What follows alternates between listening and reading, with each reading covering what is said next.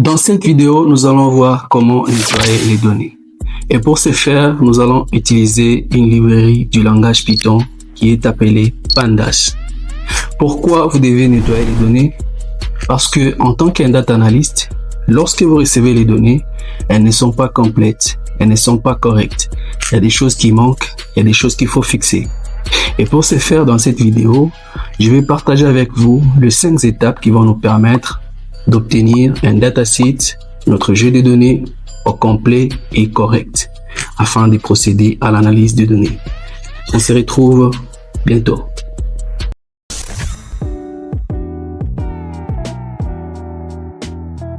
Alors pour commencer, je vais vous montrer le site là où vous devez vous procurer le dataset, le jeu des données. Ce site, ça s'appelle Kaggle. C'est un site qui est plus utilisé par les gens qui travaillent dans la data science. Et ici, moi, je me suis déjà connecté avec mon compte. Comme vous pouvez voir ici, avec la maîtrise, sur la page d'accueil. Si vous voulez voir le jeu de données ou télécharger les jeux de données, vous venez ici, vous cliquez. Donc ici, c'est un site où vous allez vous procurer le jeu des données. Alors pour moi, dans mon cas, j'ai déjà téléchargé mon jeu des données comme nous allons travailler sur un dataset de Netflix. J'ai téléchargé un dataset de Netflix, c'est là où nous allons travailler. Alors pour ce faire, je vais entrer pour vous montrer là où j'ai téléchargé et j'ai mis mon dataset. D'accord? Je l'ai mis dans ces fichiers où j'ai l'habitude de travailler. Je l'ai mis ici. Donc voilà. Les fichiers se trouvent tout juste là. D'accord? Netflix DS. DS qui veut dire dataset. J'ai téléchargé ces fichiers sur Kaggle. Alors, comment je vais l'ouvrir maintenant pour que je commence à nettoyer les données? Ici, j'aimerais aussi rappeler une chose qui est importante. La partie de nettoyage des données en tant qu'un data analyst, c'est vraiment capital. Pourquoi? Parce que le jeu de données tel que ça vous arrive dans le main, elles ne sont pas complètes. Il y a des éléments qui manquent. Il faut maîtriser le nettoyage de données parce que ça vous permet de bien analyser les données. Une fois qu'il y a les erreurs après votre nettoyage des données, votre rapport ne sera pas correct. C'est un point très capital à maîtriser. Du coup, on va aller étape par étape. Vous allez voir, ce n'est pas difficile. C'est tellement bon. Et nous allons aller ensemble. Alors, pour que je puisse ouvrir mon notebook, je viendrai copier l'emplacement où il y a mon fichier Netflix DS. L'emplacement est là. Je clique là. Je vais faire CTRL-C. Et je vais ouvrir mon terminal en faisant Windows R. Et j'écris ici, tout juste ici. Je vais écrire CMD. D'accord? Je fais OK. Ça m'ouvre carrément mon terminal. Alors, dans mon terminal, je vais d'abord effacer tout ce qu'il y a là. J'ai fait CLS, c'est un coup de CLS. Il faut maîtriser aussi les commandes de votre terminal. Il y a beaucoup de commandes que ce terminal utilise, d'accord? Mais on va voir juste cela après. Je pourrais faire une vidéo sur les commandes d'un terminal. Ok, je fais CLS et puis je fais Entrée. Comme vous venez de voir, ça a tout supprimé là-bas et ça me laisse simplement la ligne qui est là-bas. Après, ce que je ferai, je vais utiliser la commande CD. Cette commande, ça va me permettre d'entrer là où il y a mon fichier, mon dataset. Comme j'ai copié l'emplacement ici, regardez, l'emplacement que j'avais copié ici, comme je l'avais copié, je vais maintenant, après avoir écrit ici CD, je fais CTRL-V. Vous voyez, je viens de mettre ça ici. Normalement, ça, j'ai déjà expliqué ça dans l'autre vidéo que j'ai eu à poster la semaine passée.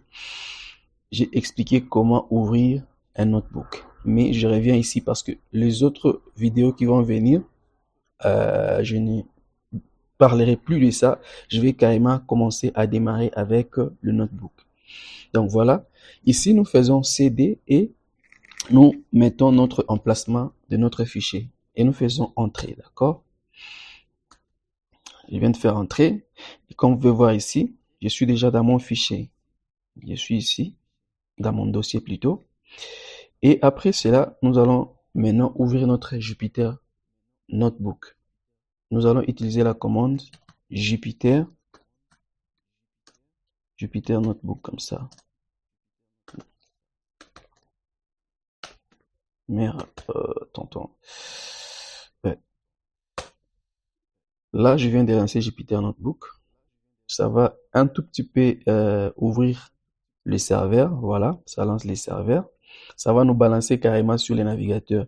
Et mon navigateur, par défaut, j'utilise Brave. Si vous avez Chrome, vous avez Edge, ça va carrément l'ouvrir. Et comme vous pouvez voir, ça nous a balancé ici. Et ça nous ramène directement dans le dossier où il y a le fichier. Là où j'ai mis le Netflix data ici. On peut l'ouvrir, vous allez voir. Je vais double-cliquer là-bas. Ça va l'ouvrir. Vous voyez, c'est notre fichier qui est là. C'est en CSV. Ok, c'est notre fichier qui est là. Je viens de l'ouvrir. Comme vous pouvez voir, voilà, je vais les fermer. Alors, qu'est-ce que je vais faire? Je vais créer mon notebook. Pour créer un notebook, vous venez tout juste là et vous prenez Python 3 là-bas. Ça va ouvrir un notebook. Attendez, je vais ouvrir un notebook. Le notebook, ça s'élance et nous sommes sur ce notebook. Je vais changer le nom. Par défaut, ça vient avec ce titre qui est un title. Ok, moi je vais cliquer là-bas et je vais dire nettoyage. D'accord? Dans mon cas, je dis non, attends. Nettoyage. Ok? J'ai renommé ça comme ça et comme vous pouvez voir, c'est renommé ici. Alors, pour commencer, nous allons importer notre librairie Pandas. Ok? Pandas est une librairie qui est tellement utilisée dans le domaine de la data science. C'est très important pour faire l'exploration des données, le nettoyage et plein d'autres trucs. C'est packagé avec Matplotlib pour faire aussi la visualisation de vos données. Ok? Ok, je vais carrément commencer par importer. Importer Pandas. Désolé, je vais changer les claviers. Attendez, je préfère utiliser clavier anglais États-Unis. Voilà. Import Pandas. SPD. Ok. Je fais Shift Entrée. Et ça va charger. Vous voyez, ça charge ici. Il y a l'astérix. Ça sera 1. Ça charge. Voilà. Là, on est bon. Pour cela, je vais maintenant charger mon jeu de données que j'ai téléchargé sur Kaggle. Ok. Pour charger cela, on va faire PD reads CSV. Ok. Et le nom de mon data site, regardez, le nom de mon data site ici, c'est Netflix DS. Il ne faut pas faire d'erreur parce que si vous n'écrivez pas tel que ça y est là, il y aura erreur. Je vais dire Netflix DS majuscule point CSV et je ferme les parenthèses. Là, je viens de charger mon jeu de données. C'est chargé maintenant, je vais mettre ça dans une variable. Pourquoi je vais mettre ça dans une variable? Parce que la variable est là, à chaque fois qu'on va appeler ça, ça va afficher notre jeu de données. Donc j'appelle ma variable data comme ça, comme je viens de charger, et je fais Shift Entrée. Je vais afficher maintenant mon dataset, d'accord? Comme vous pouvez voir, notre dataset a été chargé avec succès. Et nous pouvons voir ici les colonnes. Show ID, type, title, directory, case, country, date headed, release year, rating, duration, listing, description. OK? Et nous pouvons voir nos données qui sont là. Et c'est un jeu de données qui a 8807 lignes et 12 colonnes. OK? Et nous allons commencer par la suppression des colonnes répétitives.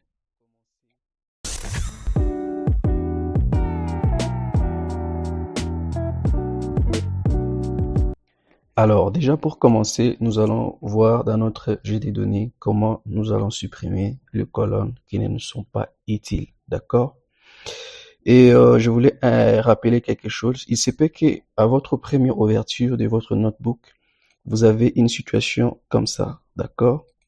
Un thème qui est en blanc comme ça. OK? Moi, j'ai souvent recommandé à ce que vous puissiez mettre ça dans le mode dark, dans le mode qui est noir, qui vous permet de ne pas vous cramer la rétine de votre œil. D'accord? Vous viendrez ici sur thème et vous entrez sur dark. OK? Mettez dark comme ça. Comme c'est pas trop lumineux, ça vous permet de bien travailler afin de ne pas avoir des problèmes des yeux dans le futur. Alors, nous allons commencer. Ici, nous avons déjà chargé notre jeu de données.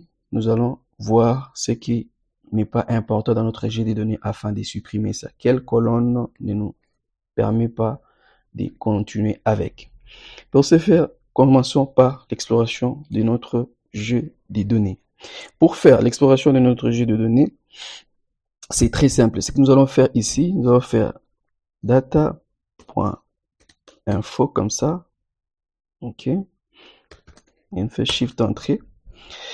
Nous venons de voir ce que nous représente notre jeu de données. C'est un jeu de données qui a 825 kilobytes et les types de données, c'est les objets et puis nous avons les entiers ainsi que les objets. OK? Et notre jeu de données a 8807 lignes. OK? Alors, une chose qu'il faut voir ici, normalement, c'est 8807 lignes. Ici, si vous voyez 8807 lignes dans cette colonne, c'est qu'il n'y a pas des éléments qui manquent. Ici, il n'y a pas des éléments qui manquent. Ici également, il n'y a pas des éléments qui manquent. Ce sont des colonnes, d'accord? C'est-à-dire, il n'y a pas des éléments qui manquent dans ces colonnes-là. Par contre, sur Directory, vous voyez 6173. Ça veut dire qu'il y a les éléments qui manquent. Dans Cast, ici, vous avez 7982, c'est-à-dire il y a les éléments qui manquent, ainsi de suite, d'accord? C'est que ce sont des choses que nous allons traiter et nous allons nettoyer notre jet de données comme ça.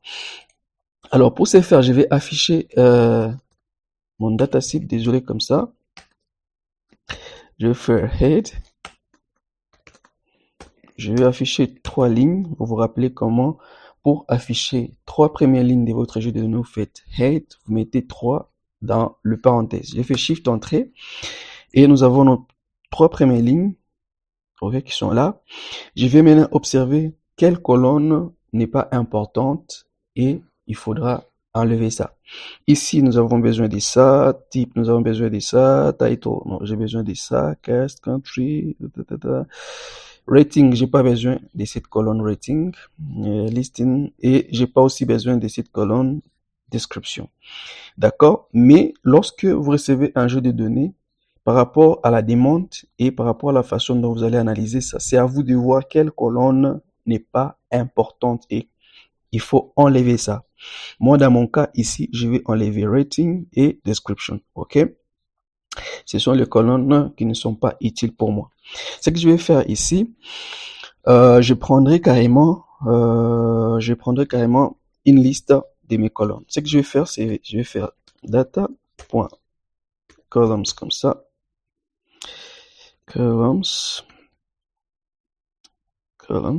Je fais Shift Entrée. Donc, j'ai mes colonnes qui s'affichent là.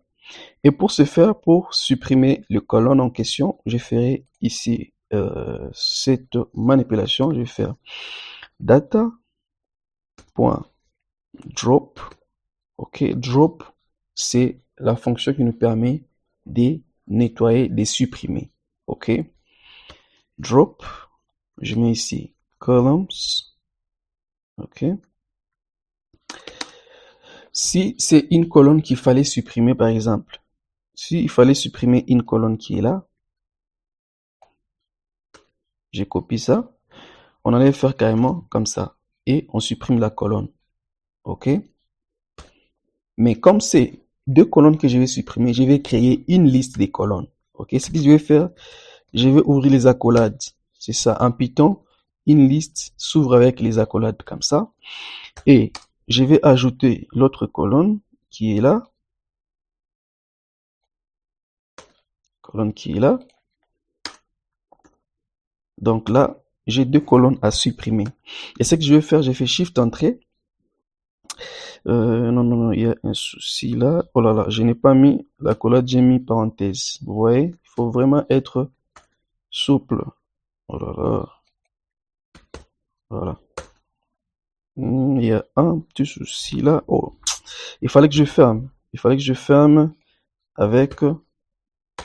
Voilà. Je viens de supprimer les deux colonnes. Vous pouvez pas le voir ici. Vous voyez, il n'y a plus rating et description. OK? Parce que je les ai supprimés. Mais regardez, si je reviens ici, d'accord? Je fais data comme ça. Je fais shift entrée. Vous pouvez voir que c'est toujours là. OK? Il y a description ici et plus rating. Pourquoi? Parce que on n'a pas spécifié notre paramètre pour enregistrer ces données.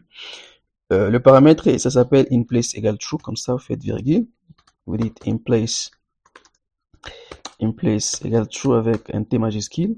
Si je fais ça et que j'ai rappelé mon dataset, vous allez voir que ça ne va plus revenir comme c'est revenu ici parce que je n'avais pas spécifié ce paramètre. J'ai fait exprès pour vous montrer. Il y a l'autre façon de faire. Vous pouvez écraser cette variable data. Vous mettez une nouvelle variable, par exemple comme ça. Par exemple comme ça. Donc, vous venez d'écraser la première variable en mettant la nouvelle variable. OK? Moi, je préfère carrément laisser les inPlace égale true et laisser ma variable telle qu'elle est. Donc, j'ai fait inPlace égale true. Et je fais shift entrée. Désolé. Et si j'ai rappelé mon dataset ici, je fais shift entrée. Vous voyez, je n'ai plus encore la colonne rating et la colonne description. C'est un peu de cette façon que nous pouvons supprimer les colonnes qui ne nous aient pas d'utilité. D'accord?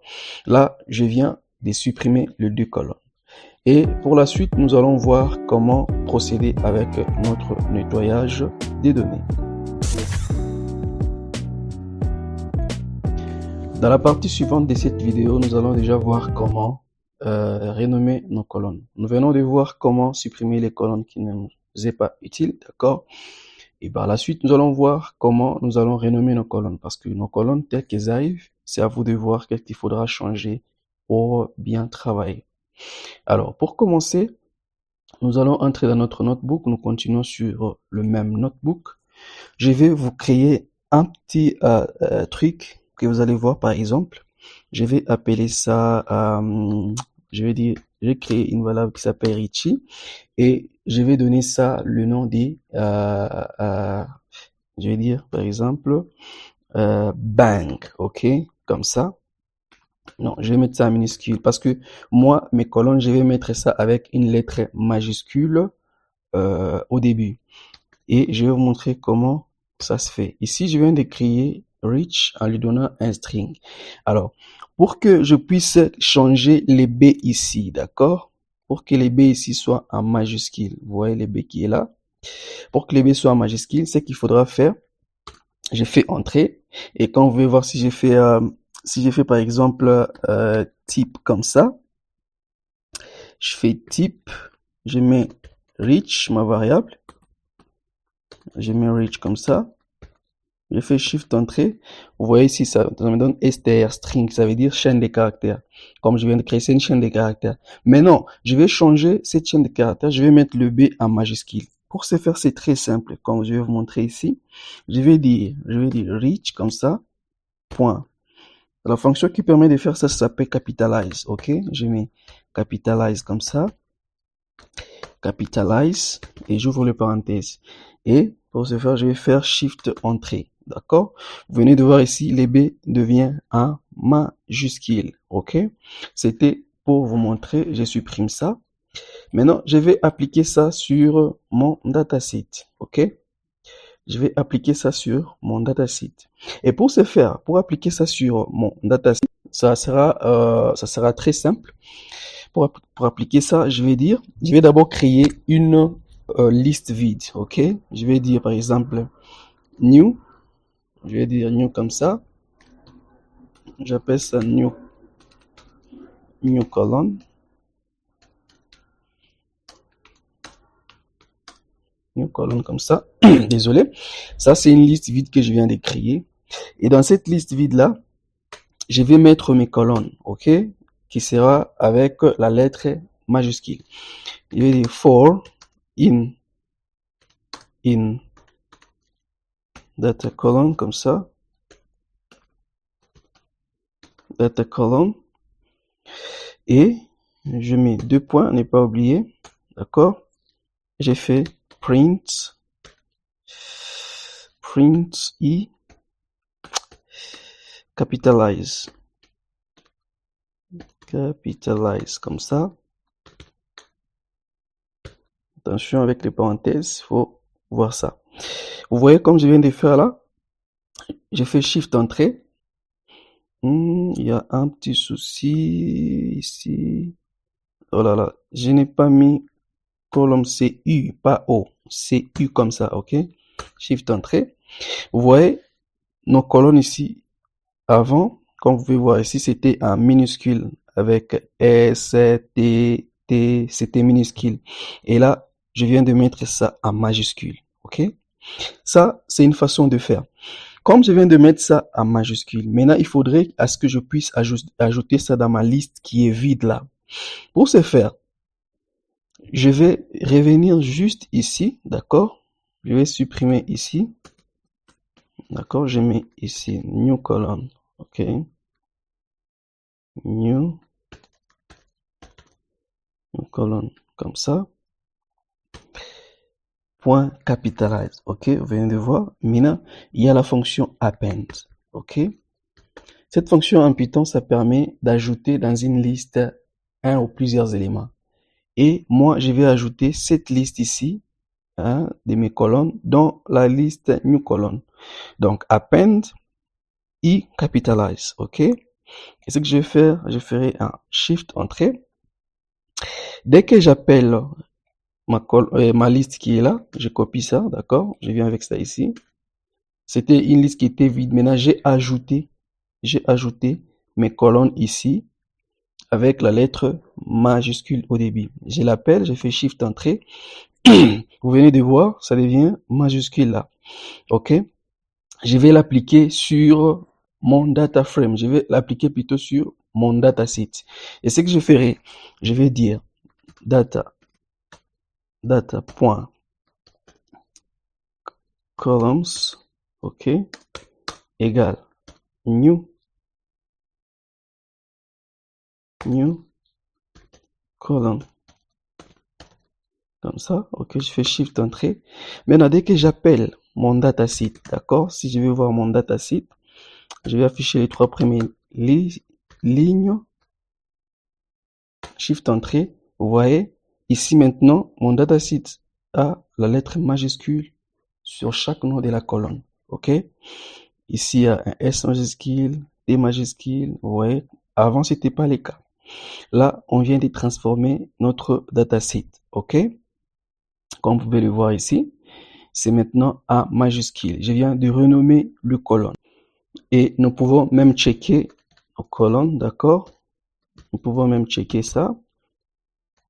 Nous pouvons même checker ça. Regardez ce que ça donne. Vous voyez, c'est en majuscule.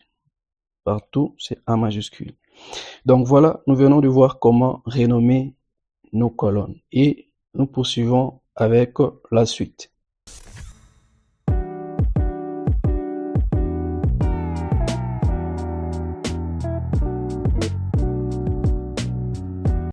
Pour le moment, nous avons vu comment supprimer les colonnes et nous avons vu aussi comment renommer nos colonnes. Dans la suite de cette vidéo, nous allons voir comment checker les éléments qui se doublent, le doublon, d'accord? Pour ce faire, nous allons commencer, nous allons checker ça parce que une fois que vous continuez en nettoyant les données jusqu'à arriver à analyser les données avec du doublon à l'intérieur, les rapports sera pas correct, d'accord? Alors, ce que nous allons faire ici, nous allons checker les éléments qui se doublent dans notre dataset. Je vais d'abord afficher les 3 premières lignes de mon dataset comme ça. Ok. Notre dataset est là. Ce que je ferai ici, je vais voir si dans mon dataset, il y a les éléments qui se doublent. Pour ce faire, je vais dire data.duplicated, comme ça, duplicated, et je fais Shift Entrée. Ce que nous voyons ici, ça nous affiche un résultat en booléen. Et nous pouvons voir ici, les 5 premières lignes, on nous montre qu'il n'y a pas d'éléments qui se doublent parce que c'est false. S'il y avait les éléments qui se doublaient, on allait nous mettre true. OK? Dans les 5 dernières lignes, ici aussi également, on nous montre qu'il n'y a pas d'éléments qui se doublent parce que c'est false partout. Alors, c'est un jeu de données qui a 8806 lignes. Ce qu'on veut de nous afficher ici, c'est simplement 10 lignes. Pour avoir plus de précision, ok, j'ajoute là-bas, ici, je vais ajouter comme ça, je vais sum, comme ça, je fais Shift Entrée. Et là, on nous affiche qu'il y a 0 élément qui se double, ok. Parce que s'il y en avait, on allait vous afficher chaque colonne avec le nombre d'éléments qui se doublent, ok. Alors pour nous ici, il n'y a pas. Ce que je vais faire, quand même, je vais vous montrer ce qu'il fallait faire s'il y avait les éléments qui se doublaient, ok. S'il y avait les éléments qui se doublaient, on allait appliquer cette formule, ok. On allait dire data. D'abord, je vais mettre le commentaire. Pour mettre le commentaire, vous mettez comme ça. Vous allez dire, je vais dire manière de supprimer le doublon, ok. Voilà, le doublon comme ça. Ça, c'est un commentaire. Pour faire les commentaires en Python, on met ici les trois guillemets ici et ici. Et je vous mets la formule qu'il fallait appliquer. La formule sera data drop duplicates. Ok. Regardez, ici c'était duplicated avec D à la fin. Et ici c'est avec S. Il faut faire attention. Ça, c'est la formule qu'il fallait faire. Et pour l'enregistrer, il faut toujours ne pas oublier notre fameux paramètre inPlace. inPlace égale show. Ok. Donc voilà un peu la formule qu'il fallait utiliser pour supprimer le valeur double. Ok. J'ai fait Shift Entrée. Donc ici, nous venons de voir comment supprimer les valeurs qui se doublent. On se retrouve bientôt.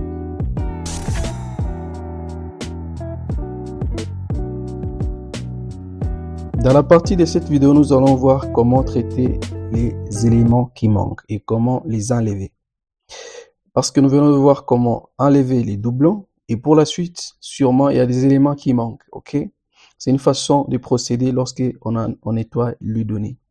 Pour ce faire, nous allons entrer dans notre notebook. Nous continuons sur le même notebook. Alors, tout en commençant, je vais d'abord afficher les 3 premières lignes de mon dataset. Je fais Shift Entrée. Pourquoi je vous affiche ça? Parce que nous devons voir comment nous procédons. Ok? Ici, nous avons les colonnes ici, les colonnes qui sont là. Ici, nous avons N à N, ici N à N partout ici. Vous voyez? Les N à N, ça veut dire ce sont les éléments qu'on n'avait pas remplis lorsqu'on était en train de charger ces jeux de données. Ok? Ce sont des éléments qui manquent, c'est-à-dire c'est vide ici. Ok? Ça veut dire valeur non enseignée. Ok? C'est ce que nous allons traiter ici. Il faut les enlever parce que si ces valeurs sont là, notre analyse sera faussée. Ok? Alors, pour les analyser, c'est très simple comme je vais vous montrer ici. Nous allons d'abord voir dans notre jeu de données, en les affichant comme ça, je vais dire data.isAny. Ok? Je vais faire Shift Entrée. Ok? On vient de les afficher. Regardez ici. Sur cette colonne cast, on a dit true. Parce que si on monte ici en haut, vous voyez sur 4, c'est vide. Et le true ici, ça veut dire que c'est un élément qui manque. Également ici sur directory, deuxième ligne, il y a true. Ça veut dire c'est un élément qui manque directory, il y a N à N. Ok? Ça, c'est une façon de les afficher avec le booléen. Et nous voulons voir le tout, dans tout notre jeu de données, si il y a combien d'éléments qui manquent. Pour ce faire, je vais dire ici, je vais ajouter là-bas, je dirais point somme comme ça. J'ai fait Shift Entrée. Et comme nous venons de voir là, dans la colonne Show ID, il n'y a pas d'éléments qui manquent. Dans la colonne Type, il n'y a pas d'éléments qui manquent. Dans la colonne Title, il n'y a pas d'éléments qui manquent. Par contre, dans Directory ici, nous voyons qu'il y a 2634 éléments qui manquent. Dans Cast, il y a 825 éléments qui manquent. Country, il y a 831 éléments qui manquent. Date Edit, nous avons 10. Et puis Duration, il y a 3. Alors ici, je vais vous montrer comment vous allez les supprimer. Il y a aussi une autre façon de les afficher. C'est comme ça, les valeurs nulles. Je vais dire comme ça, is null comme ça. Si je dis is null comme ça, vous allez voir que c'est la même chose. Ok, c'est la même chose. Si vous appliquez is any et is nil, c'est la même chose. Ok. Alors, comment nous allons les supprimer? Pour les supprimer, on va dire data.drop any comme ça. Et nous mettons notre fameux paramètre in place égale true. Ok. Vous voyez, j'ai fait Shift Entrée. D'accord. Si j'affiche encore, si je prends cette formule ici, après avoir supprimé les éléments manquants, je l'affiche ici, j'ai fait Shift Entrée. Vous voyez, on n'a plus les éléments qui manquent dans notre jeu de données. Donc, partout, on les a supprimés. Comme vous pouvez voir, c'est extrêmement simple à faire et c'est beau. Tout ce qu'il faut faire, c'est comprendre comment procéder pour nettoyer vos données. Alors, nous poursuivons avec notre nettoyage des données.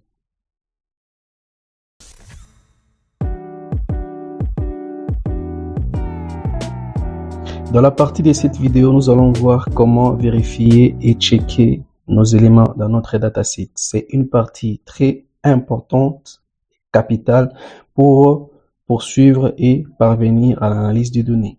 Parce que vous ne pouvez pas analyser les données avant de parcourir votre dataset et vous assurer que votre dataset a été bien nettoyé. Pour ce faire, nous allons commencer par faire l'affichage d'abord de nos 3 premières lignes de notre jeu de données avec la méthode head. Désolé. Voilà, Shift Entrée. Donc, nous avons notre jeu de données qui s'affiche là. On peut voir les colonnes qui sont là. Nous sommes en train de faire la vérification afin de transformer les éléments qui ne sont pas corrects. Pour moi, dans mon cas ici, je vois que la colonne ici, elle ne me plaît pas parce que je vois qu'il y a S8, S9, S10. Ce qui ne veut rien dire du tout. Et moi, je voudrais que j'enlève les S tout au début de cela. Et pour commencer, ce que je ferai ici tout d'abord, je vais checker les éléments uniques qui se répètent dans cette colonne. D'accord? Les éléments uniques qui se répètent dans cette colonne. Pour ce faire, on va procéder de cette façon. On va dire show ID. Show ID.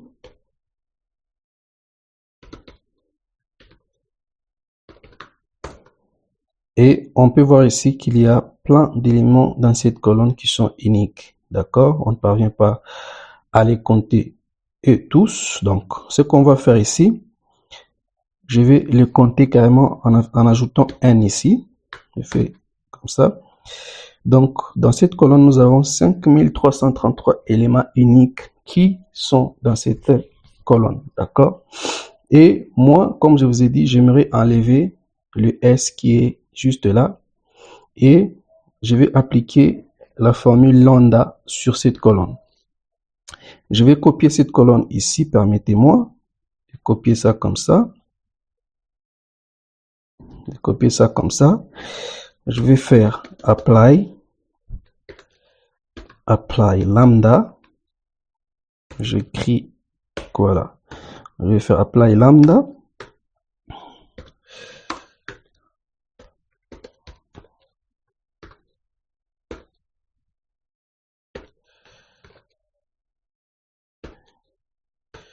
je vais retourner notre premier élément. Ce que je ferai ici, je ferme le parenthèse, je fais Shift Entrée et ça me retourne une série pandas, d'accord? Mais ce qu'on peut remarquer là, c'est qu'on n'a plus des S ici. On n'a plus des S, d'accord? Et je vais enregistrer ça sur ma colonne. Ce que je vais faire, je vais écraser l'ancienne colonne sur cette nouvelle, tout en restant sur le même nom de la colonne, d'accord? C'est ce que je viens de faire ici. J'ai fait CTRL V, j'ai collé ça ici et je vais écraser les S sur, voilà. Et je vais afficher mon dataset. Comme vous pouvez voir ici, je n'ai plus des S devant les chiffres. Attention, ce n'est pas tout. Jusque-là, ce ne sont plus des chiffres, c'est une chaîne de caractères. Cette colonne, c'est une chaîne de caractères. C'est un type string. Ce que je ferai ici, je vais transformer cette colonne en entier, d'accord? Parce que ce sont des chiffres. Et pour ce faire, je vais coller ma colonne et je vais transformer ça. Je vais dire type int pour dire entier, d'accord? Et je fais Shift Entrée. Là maintenant, j'ai les entiers. Maintenant, j'écrase l'ancienne colonne sur cette nouvelle portant le même nom. Et comme vous pouvez maintenant le voir, nous avons un jet de données qui est bien nettoyé et prêt à être analysé. D'accord? Là, ce n'est plus une chaîne de caractères, c'est maintenant les entiers. Et notre jet de données est totalement prêt. OK? Ce que je vais faire ici, je vais maintenant exporter mon jeu de données. Je vais vous montrer quelque chose ici. Il n'y a plus le nom que je vais mettre, d'accord? Il n'y a plus le nom. Je vais mettre net, je vais exporter ça sous un nom, d'accord? Vous allez voir. Je vais commencer d'abord par exporter ça sous format Excel. Pour ce faire, je vais dire data to Excel comme ça, to Excel, et puis je donne le nom, d'accord? Je vais par exemple dire Netflix cleaned, ok, c'est-à-dire nettoyer. Comme c'est sous format Excel, je vais dire XLSX, ok, et je vais dire index, oh là là, index égale false, ok. Je fais Shift Entrée. Regardez bien ce nom ici, Netflix Cleaned XLS, d'accord. Je vais vous montrer que c'est enregistré dans mes fichiers. Regardez ici, ça est là, ok. Maintenant, je vais enregistrer ça aussi sous format CSV. Et nous allons clôturer par là. Donc, je vais dire tout CSV comme ça, désolé. Et je dirais la même chose, Netflix cleaned, ok, point CSV, d'accord. Attention, on va dire index égale false,